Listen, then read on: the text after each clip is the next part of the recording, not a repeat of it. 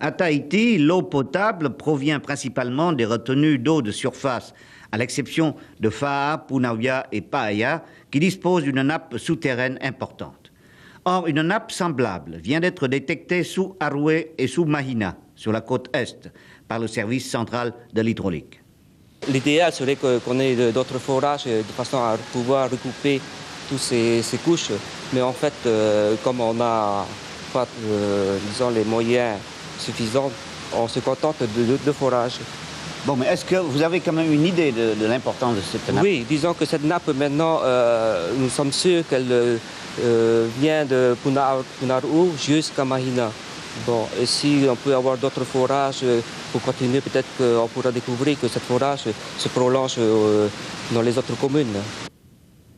Pour exploiter cette nappe d'eau souterraine, il faudra à présent installer des stations de pompage. Et une telle eau demande donc de l'électricité pour arriver à nos robinets. Mais cette eau a l'avantage d'être filtrée naturellement à travers la nappe phréatique, alors que l'eau recueillie en surface, par captage et retenue, s'avère de plus en plus polluée, en saison des pluies notamment, mais même en période sèche.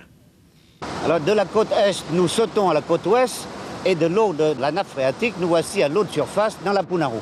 Cette station de retenue de la Punaru, Jean-Jacques Chanteau, depuis quand fonctionne-t-elle? Elle fonctionne depuis le mois de novembre 83, c'est-à-dire l'année dernière, et elle sert à alimenter les 3 communes de Fa'a, Punauia et Paia. Nous avons construit une station pilote ici dans la vallée de la Punaru. Cette station pilote nous permet d'étudier les différentes manières de traiter l'eau. Vous savez qu'il y a 2 manières de traiter l'eau, ce que nous appelons nous la filière chimique et la filière biologique. Donc la filière chimique, c'est-à-dire que nous utilisons des produits chimiques pour améliorer la qualité de l'eau, et la filière biologique, dans laquelle il s'agit simplement d'un filtre lent, dans lequel l'eau passe à des vitesses très très faibles. Et au bout de quelques jours, il se forme une couche biologique au-dessus du sable qui nous permet de retenir tous les microbes. Et votre choix n'est pas encore fait? Le choix n'est pas encore fait puisque nous sommes au stade d'expérimentation à l'heure actuelle. Et si les résultats sont concluants, quelle est l'étape suivante? L'étape suivante serait la construction d'un ouvrage à échelle réelle dans une des communes de Tahiti.